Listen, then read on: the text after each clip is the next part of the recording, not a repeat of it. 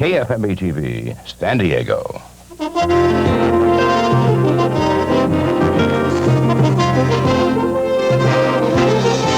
Mitch Duncan, Jim Laslovic on sports, Roberta Gonzalez with the weather. This is the weekend edition of News 8. Good evening, everybody. At 6:30, a small stretch of beach at the foot of Emerald Street in Pacific Beach has become the center of controversy tonight. It is not patrolled by lifeguards and won't be until at least another week. Yesterday, a 60-year-old woman drowned there. As News 8's Bob Siegel reports, it's an issue of money versus public safety.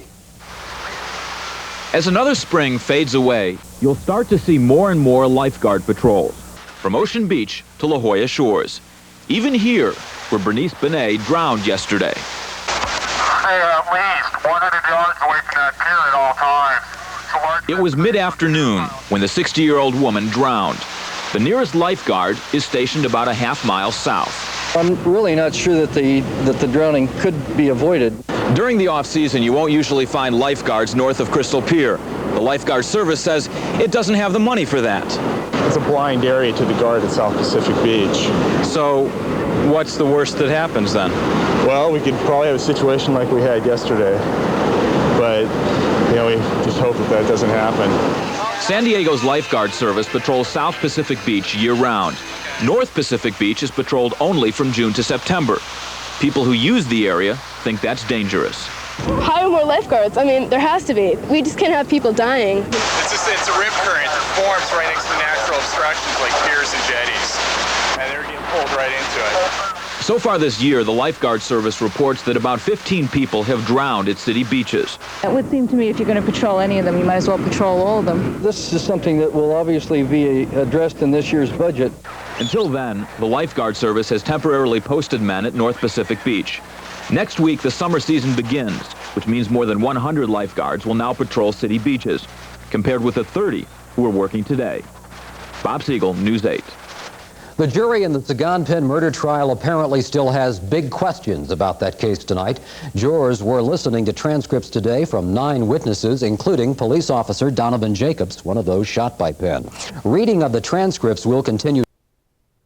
Being read, the judge, both attorneys, and Penn are there to listen. Cameras are being kept out of the courtroom and over the weekend. Nurse Mary Ann Yorkowski was aboard that Life Flight helicopter last month when it crashed after taking off from Scripps Memorial Hospital in La Jolla. She appeared to be fine until this weekend. Tonight, Nurse Yorkowski is in the UCSD Medical Center with a head injury, a bruised area where blood pressures the brain. She is reported to be in good condition. New York model Marla Hansen says she wants to get on with her life tonight. After her face was slashed with razor blades, she's closer to that goal now. Hansen has been released from the hospital. Doctors sewed 150 stitches to close up her face. She was attacked by 2 men allegedly hired by her landlord on Thursday. At first, police said she was attacked following a fight with her landlord over an $850 deposit. It turns out the man may have been in love with Hansen, feeling she apparently did not return. The landlord and 2 suspected assailants are in custody tonight. A new finding that may give AIDS victims protection under civil rights laws. The New York Times reports today that Justice Department lawyers have found that AIDS victims fit the legal definition of handicapped. That could mean that federal agencies or companies receiving government money cannot discriminate against them. Thousands of dollars donated to the United Way Fund has been going into the pockets of top United Way officials in Los Angeles, we are told. The organization wants that money back now. It loaned $300,000 to 4 vice presidents in the last few years. The money was borrowed interest-free from a fund for community projects. It's reported the United Way Board of Directors was never told about the loans. The Los Angeles United Way director says he wants immediate repayment.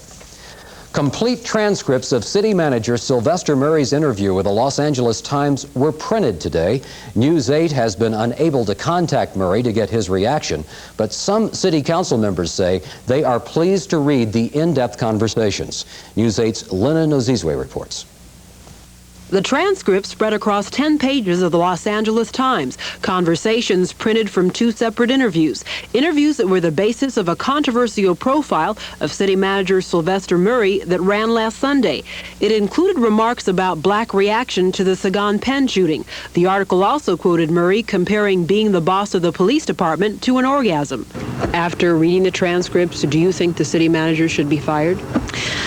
At this point, I would say no. I think there were a lot of real good reasons to be upset, the way the story was worded in last Sunday's paper. When you have an opportunity to read through the entire interview, I think it more clearly brings into focus certain thoughts and ideas that Mr. Murray was trying to express. And Struxma says while this transcript has given him a better understanding of what happened, he still has some questions. Can you share with us any of those questions? No, I think that's something that is best done, like any other personnel matter, between the employee and the employer. The employer or city council are scheduled to meet this Tuesday for a closed-door job review, and Struxma and McCall plan to ask questions then, but they say they aren't thinking about giving Murray the pink slip. And in the newspaper where it all started, an editorial was printed today calling for the council to rebuke Murray, but keep him on the job. Leonard Ozizwe, News 8. When we continue tonight with News 8, a family dog shot and killed by police in Coronado, leaving its owners wondering why.